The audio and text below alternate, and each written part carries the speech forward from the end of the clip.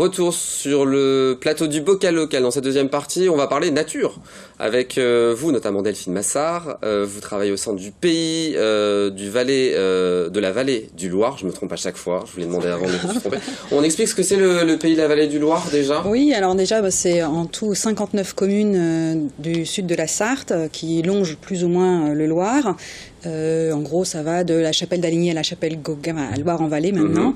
Donc les plus grosses villes, c'est La Flèche, le Lude, Château du Loir, la Chartre, sur le Loir. Et donc 3 communautés de communes qui sont intégrées à l'intérieur de ce pays de la vallée du Loir. Oui, voilà.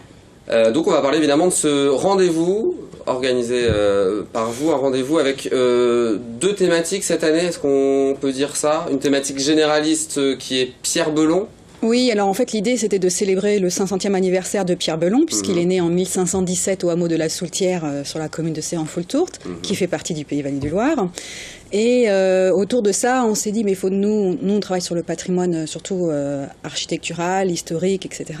Donc on s'est dit, mais il faut qu'on associe quand même une thématique assez forte avec ça.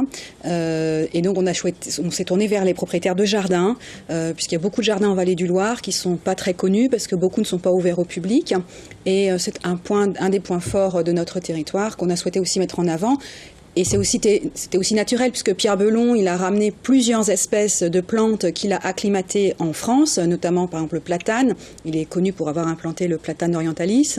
Donc du coup, c'était naturel d'ouvrir les portes des jardins à ce moment-là. Alors oui, donc on rappelle, Pierre Belon, humaniste, naturaliste du XVIe siècle.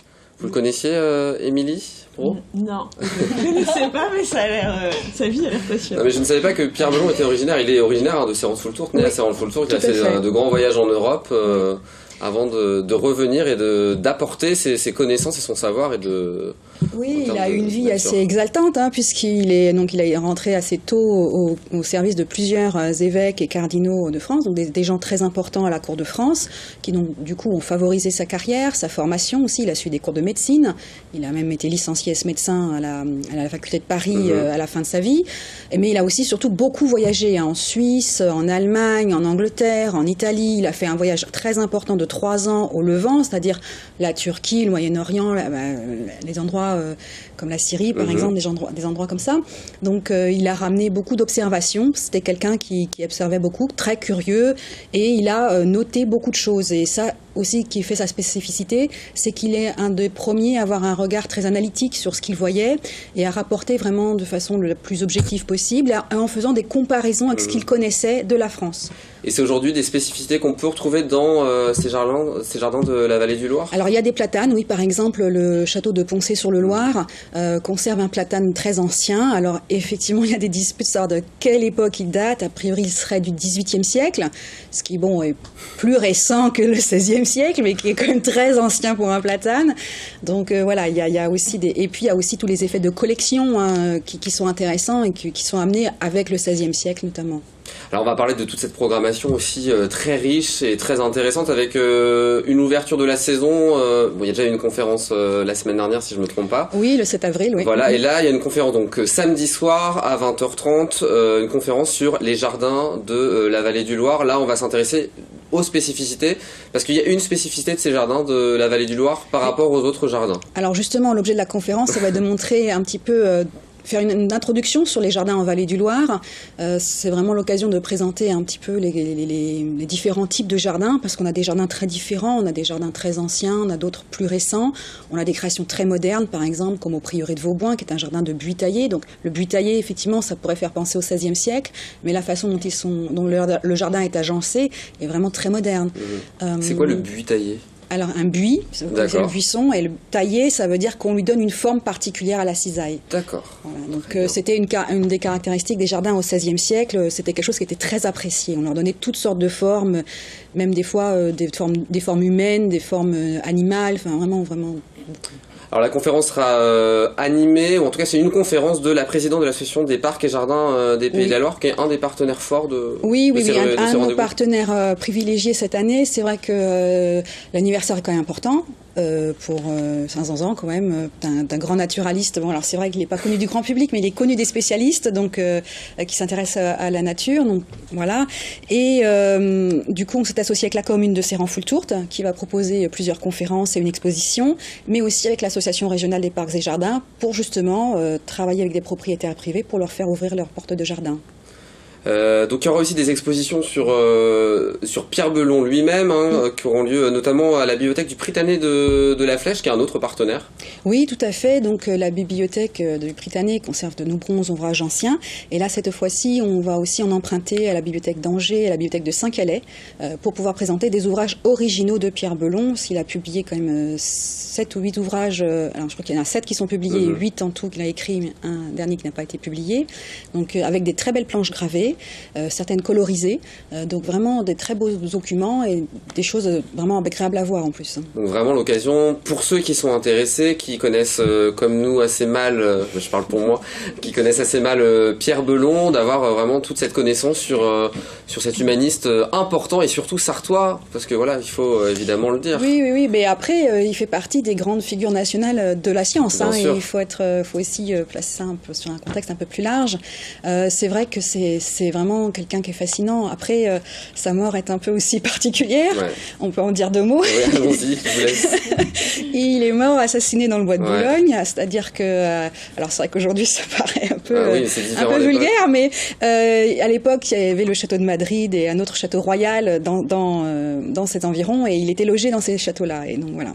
Il a été assassiné, on ne sait pas très bien pourquoi. Il y a plusieurs hypothèses différentes qui circulent. Ce seraient des voleurs, ou bien ce seraient des partisans protestants, parce qu'il s'est élevé très fortement contre la religion protestante, donc voilà, il y a plusieurs possibilités. Et on découvrira ça dans le cadre de ces expositions au Prytanée, et ensuite cette exposition sera à Serran-Fultourte, à l'espace Gérard Vérin, c'est ça? Véron, et ce sera une autre exposition en fait. D'accord. L'exposition à Serran-Fultourte est une exposition vraiment autour de la personnalité de Pierre Belon, mais aussi des statues qui ont été faites sur la commune de Serran-Fultourte, parce qu'il y a eu 2 statues en tout de réaliser, donc celle qu'on voit aujourd'hui et une autre qui a disparu. Et ils ont conservé les modèles, des fragments, enfin, et toute une documentation très intéressante sur ces statues. Et il y aura une reconstitution, c'est ça, de l'installation de cette statue sur cette place principale, pour ceux qui connaissent, de Serran-Fultourte. Oui, là, ils ont conservé les discours, l'organisation, etc. Donc il y aura la fanfare, il y aura les discours officiels et tout ça. Donc, très bien. Donc il y a d'autres manifestations qui ont lieu, notamment la manifestation Happy Manif. Alors j'ai trouvé ça excellent. Ça va se passer au château de Poncé-sur-Sarthe le samedi 27 mai à partir de 15h. Alors là, vous allez inviter les gens à mettre des casques audio sur les oreilles et à voyager à travers l'histoire de la musique dans cet espace naturel, avec 2 chorégraphes qui vont nous donner les pas pour qu'on danse. Voilà, c'est ça, tout à fait. C'est une nouvelle forme de spectacle. C'est pas moi j'ai vu déjà 2 spectacles de ce style-là, où on est chacun avec son casque et on suit une histoire, on nous raconte une histoire et on participe au spectacle en même temps. C'est très intéressant parce que du coup il n'y a plus vraiment de frontières entre le comédien, l'artiste et le spectateur. Tout le monde est ensemble et ça donne une énergie fabuleuse et ça permet de découvrir un lieu de façon complètement différente, et on ouvre vraiment les yeux, les oreilles. C'est vraiment très, très intéressant. Donc là, une possibilité de toucher aussi un nouveau public sur la découverte de ces jardins. Oui. Donc on sera dans les jardins du château de Poncé-sur-le-Loir. Le propriétaire nous accueille gentiment pour cette manifestation. Donc il y aura deux représentations, une à 15h, une à 18h. Faut réserver parce qu'il y a 100 casques. Donc voilà. On mettra toutes les informations à l'antenne, évidemment, le numéro de l'office de tourisme de la vallée du Loir. Oui. Comme ça, les gens pourront évidemment se renseigner et s'inscrire pour cette manifestation. Il y a aussi donc un week-end important consacré à la découverte de jardins privés, samedi 17 et 18 juin. Là, ça va être des propriétaires de châteaux, de manoirs qui vont ouvrir leurs portes et permettre aux gens de découvrir ces lieux exceptionnels et souvent méconnus des gens. Mais oui, parce que ce sont des jardins qui ouvrent assez peu. En général, ils ouvrent pour les rendez-vous au jardin ou pour les journées du patrimoine. Et donc là, on a souhaité les ouvrir en plus un week-end particulier pour vraiment découvrir ces jardins de façon plus apaisée, parce que les journées du patrimoine, en général, il y a pas mal de monde.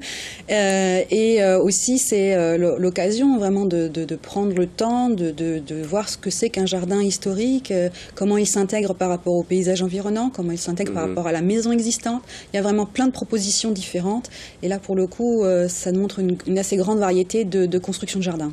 Il y aura aussi donc des ateliers proposés tout au long du mois de mai, des ateliers enduits traditionnels, donc ça sera recueil ou encore peinture naturelle. De peinture naturelle, là c'est vraiment la volonté aussi de développer ce côté art à travers la découverte de l'espace naturel. Alors ça c'est une programmation qui est un peu à part, qu'on programme ces ateliers depuis 2014 maintenant.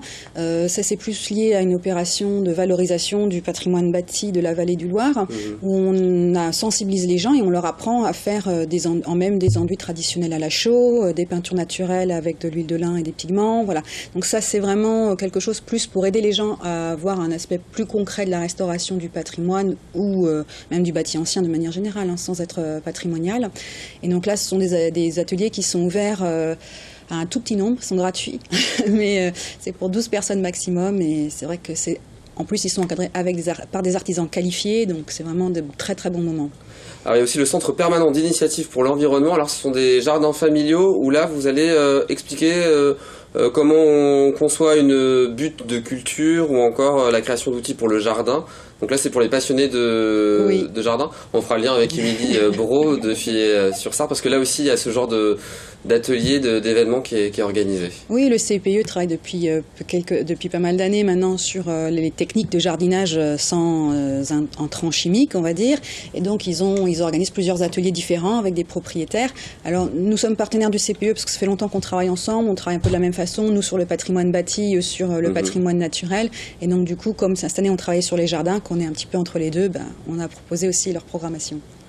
Et puis ensuite, j'ai retenu un événement, parce que vous faites des choses en partenariat, la nuit de la chauve-souris. Ça aura lieu vendredi 1er septembre à 19h30, où là on va visiter les mystères de la cave Beauverger à Aubigny-Racan, c'est ça. Et puis ensuite, c'est là où ça devient très intéressant. Bon, déjà là c'est très intéressant, parce que là on va visiter cette cave où il y a des chauves-souris à l'intérieur qui... Oui, alors la vallée du Loir est très très réputée pour ses chauves-souris. On en a je sais pas combien de sortes, je suis pas une spécialiste du patrimoine naturel. Je sens que j'ai des gens paniqués sur la table. C'est à côté de moi. Il y en a vraiment partout parce qu'on est un territoire avec beaucoup de coteaux calcaires et de grottes creusées dans ces coteaux, donc du coup très propice pour les chauves-souris. La cave Beauverger en est une. Elle est propriété du conseil départemental depuis quelques temps et donc ils vont l'ouvrir là effectivement et ils organisent une nuit de la chauve-souris avec effectivement un ciné-vélo où on va pédaler pour voir le film. Donc si vous ne pédalez pas, vous ne voyez pas le film. Donc c'est un nouveau concept, le 1er septembre à Aubigny-Racan. Donc là, je pense que ça peut être vraiment... C'est pour les sportifs, mais bon, c'est surtout en relais. Et c'est des choses très amusantes qui permettent à la fois de profiter d'une belle soirée et en même temps de sensibiliser les gens sur les économies d'énergie. C'est ça, c'est notre manière de voir le film. Comme ça, on est sûr qu'on ne va pas s'endormir devant le film, même s'il ne nous plaît pas particulièrement. On va vous quitter, on va aller vers l'île de Moulinsart. Alors là aussi, j'ai découvert l'île de Moulinsart. Je suis sartois et je ne connaissais pas l'île de Moulinsart à Filliez-sur-Sarthe. C'est grave. C'est extrêmement grave, d'autant plus que c'est l'île Moulinsart tout court. L'île Moulinsart, pardon. Ouais. C'est un équipement culturel, touristique et même aujourd'hui économique qui existe à Filliez-sur-Sarthe et qui est mis en place par la communauté de communes du Val de Sarthe. Donc c'est 15 communes autour de la Suze. On commence notre 10e saison. Donc c'est un site qui commence à être bien installé, qui est passé par une grosse phase de développement avant qu'on commence vraiment à communiquer dessus. Donc ceci excuse peut-être cela. Et donc c'est un site qui est construit autour d'un ancien moulin à eau qui a été rénové, réhabilité par une association locale. Qui produit aujourd'hui de la farine labellisée agriculture biologique. Et autour de ça, donc, les élus ont souhaité, dans un premier temps, créer un centre d'art contemporain donc, en milieu rural, qui a une programmation désormais assez pointue. Et puis, se sont ajoutés au fil du temps un espace nautique et un bistrot guinguette. Donc 3 hectares, c'est ça, d'espace 3 hectares de promenade, voilà, de bronzage. Donc ça veut dire que les gens peuvent venir en famille le samedi, le dimanche pour profiter de l'espace, et en même temps il y a toute une programmation autour de proposer.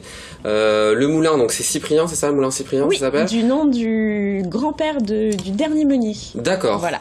Donc il date du 15e siècle et qui a été abandonné puis réhabilité en 1975. Abandonné en 75. Pardon, abandonné en 75 et réhabilité par les élus. À partir des années 90 pour une ouverture officielle en 2008. Et puis donc cette ancienne grange à Grain du Moulin qui est devenue le centre d'art contemporain depuis 2008, vous accueillez régulièrement des résidences et des expositions. Voilà, on a 5 expositions par an, donc de mars à octobre, puisque comme on est une île, on est inondable, donc en hiver on ferme, on est sympa pour le public. Donc 5 expos par an, donc en art contemporain. Donc on commence toujours avec de la photo. Là, elle s'est terminée du coup hier, le 17 hier. La prochaine, ce sera de l'origami street art, donc au mois d'avril, mai, juin. Et puis donc les 3 dernières, on enchaînera avec des installations du jeune ouvrier, de l'illustration pop-up avec Marco Porcher, et on accueille aussi tous les ans une résidence des étudiants des Beaux-Arts, donc Touranger-Le-Mans. On leur prête les 3 hectares et ils font ce qu'ils veulent. Alors, ce qui est intéressant dans votre démarche, c'est que c'est pas seulement voir une expo, mais il y a vraiment toute une dynamique autour avec un accompagnement dans les visites. Il y a des scolaires qui viennent aussi sur... Beaucoup de scolaires, que ce soit au centre d'art ou au moulin. Mais c'est vrai que l'idée, voilà, pour quelqu'un qui vient juste se promener, effectivement, la plupart du temps, il verra que la partie... émergée de l'iceberg, que la partie expo, mais autour de ces expos, il y a tout un programme de résidence dans les écoles, dans les centres de loisirs, parfois dans les maisons de retraite, etc., pour impliquer un maximum d'habitants du territoire dans cette démarche de création. Et donc c'est une volonté de la communauté de communes aujourd'hui de développer de plus en plus cette île Moulinsart ? Oui, il y a une volonté aujourd'hui de... Parce que c'est vrai que je vois, il y a de la communication qui, j'ai l'impression, n'était pas faite avant. Donc là, j'ai l'impression qu'il y avait vraiment une volonté de développer ce... C'est ça. Depuis 3-4 ans, donc en 2008, la saison avait attiré 10 000 visiteurs, principalement des gens de la communauté de communes. Là, l'année dernière, on frôlait les 40 000 et donc on voit que peu à peu, ça fait tache d'huile et que de la communauté de communes, on passe petit à petit au Mans et de la Sablé. Et voilà, donc l'idée, oui, c'est que tout le monde connaisse ce site au moins une fois, parce qu'un jour comme aujourd'hui, où il fait beau, c'est chouette. Ah bah là, oui, c'est un jour où évidemment il faut y aller. Aujourd'hui, il y a aussi une dimension économique qui s'est développée au sein de cet espace-là, avec un bistrot. Voilà, avec le bistrot Guinguette. Ça, c'est nouveau ? Alors ça, c'est 2011, l'ouverture, donc ça commence à être bien installé aussi.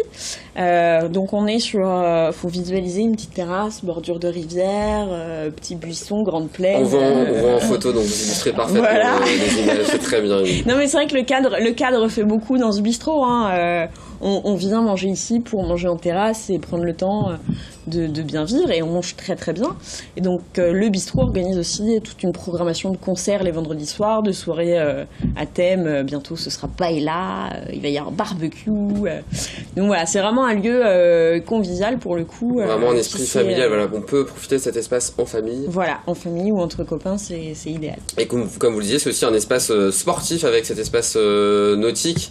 On peut faire du canoë, du kayak. C'est ça qui est aussi intéressant dans l'espace, c'est-à-dire qu'on peut vraiment passer la journée là-bas et ceux qui ont envie d'aller voir une exposition vont voir une exposition, ceux qui ont envie d'aller profiter de l'eau, et ben il y a des activités qui sont aussi proposées. Voilà, donc à partir du 29 avril, puisque Jacques est le dernier à commencer sa saison, il attend qu'il fasse vraiment chaud. Donc Jacques, c'est celui qui gère l'espace nautique. Jacques, c'est le responsable de l'espace nautique, donc il commencera le 29 avril. Et donc, effectivement, donc canoë, pédalo, cette année, l'arrivée de 2 pédalos pour les familles, paddle pour les plus sportifs, parce que sur rivière, c'est un petit peu plus costaud. On va expliquer le paddle, c'est quand on est debout sur une planche de surf, c'est ça? Voilà, et on pagaie. Donc sur un lac, un petit étang, ça va. Sur rivière, c'est un petit peu plus sportif. Alors, parce que c'est vraiment, en plus, on l'a pas dit, donc c'est vraiment une île. D'un côté, c'est la Sarthe qui passe, et de l'autre côté, c'est un canal qui a été un canal qui a été creusé donc au 19e siècle pour permettre le passage des bateaux jusqu'au Mans. Ouais. Très bien. Alors la programmation d'ici la fin des vacances scolaires et du printemps, c'est notamment samedi prochain de 14h à 16h30 la visite animée du moulin et de ses secrets. Oui. Que va-t-il se passer ? Alors, depuis, ça a été transformé en atelier pain. Ah, d'accord. Puisqu'en fait, tous les ateliers pain des vacances scolaires étaient pleins. Donc, pour c'est pour ça que je ne devais pas en parler. Pour respecter la demande, on a modifié en atelier pain. Donc, l'atelier pain, c'est à partir de 3 ans. Donc, même les tout petits sont les bienvenus. Et l'idée, voilà, c'est d'apprendre à faire son pain avec notre farine biologique, évidemment.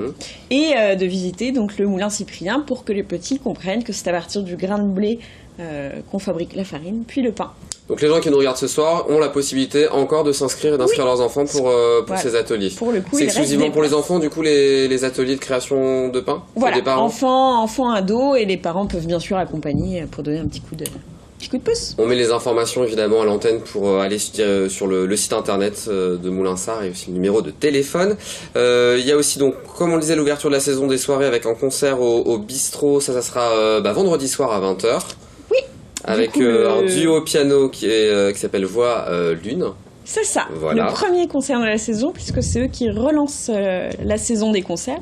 Donc voilà, un duo qui a très très bien fonctionné l'année dernière et on est ravis de le retrouver chez nous. Et puis l'ouverture de la saison gourmande avec le four à bois de l'île Moulinsart. Oui, puisque qui dit moulin dit pain, dit farine dit pain, et donc on a aussi un four à bois qui a été reconstruit. Donc en extérieur. Initialement, il est dans le corps de ferme, mais il a été reconstruit à l'extérieur. Et donc, l'association qui a restauré le moulin s'occupera des cuissons, donc dimanche. Donc pain et bourdon, les petits trucs sucrés extrêmement bons à la pomme. Voilà. Et puis nous, on continuera donc les cuissons tous les dimanches midi de mai à septembre. D'accord. Donc dimanche midi, déjà. On peut venir chercher son petit pain tous les dimanches midi. Super. Donc on espère qu'il fera évidemment beau ce week-end là, parce que vu tout ce qui est prévu sur le week-end, il fait toujours beau. Il fait toujours beau à Filly-sur-Sarthe, il y a un microclimat. Bon, pour l'instant il fait très bon en ce moment, donc on va en profiter. On va parler maintenant de la programmation avant l'été, parce qu'il va se passer aussi beaucoup de choses. Notamment, on va revenir sur l'exposition Origami et Street Art.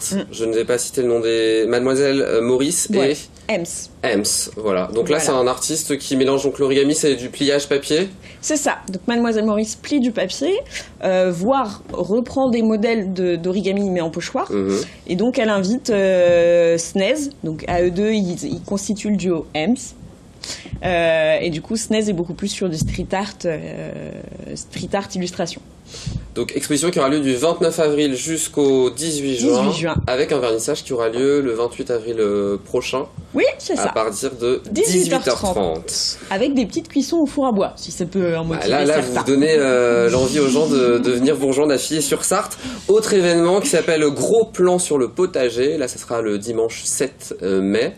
Là, c'est un rendez-vous à la fois pour les initiés et les non-initiés, au jardin. Ceux qui ont la main verte, c'est ceux qui n'ont pas la main verte. Surtout ceux qui n'ont pas la main verte, à la rigueur. Pour les initiés, il y aura une partie donc marché potager. On a une vingtaine d'exposants qui sont présents. Donc il y a des plants de légumes. Puisqu'on sait très bien, tous qu'après les seins de glace, on peut planter nos plants de tomates. Donc voilà, toute une partie potager, outils, et puis toute une partie atelier, pour les non-initiés, où on découvre des techniques assez précises. Donc cette année, on a décidé de se pencher sur toutes les innovations du potager, qu'on peut trouver dans le domaine du jardinage. Donc on va accueillir un stand sur l'aquaponie. Et pas l'aquaponie, l'aquaponie, voilà, c'est le principe de faire pousser des légumes en lien avec un bassin de poissons. Voilà, les poissons alimentent les...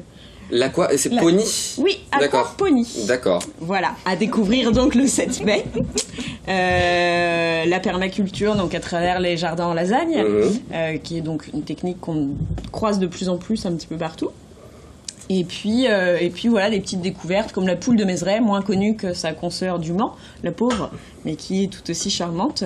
Et voilà, plein d'activités pour les adultes, mais aussi pour les enfants. Et puis des mini-conférences de 20 minutes. Ce qui va être proposé. Donc l'idée, c'est en 20 minutes d'expliquer des choses simples aux gens, comme comment faire un jardin si on n'a pas d'eau, ou encore comment faire un compost rotatif. Voilà, l'idée c'était que ça soit très court. Puisqu'on sait que sur cette manifestation, les gens viennent, ne passent pas la journée, donc l'idée c'est pas de les monopoliser 4 heures. Donc c'est très court, ça laisse une grande part aux questions, donc sur des thématiques très précises, voilà, ça permet de s'informer rapidement et de repartir avec les infos qu'on souhaite. Et avant de se quitter, on n'oublie pas la journée européenne des moulins, qui aura lieu le dimanche 21 mai prochain. Là, c'est la mise en valeur du du petit patrimoine, c'est comme ça qu'on l'appelle, et pourtant c'est un patrimoine important. Du petit patrimoine, et notamment les moulins, puisqu'en fait, historiquement, il y avait 3 à 4 moulins par village.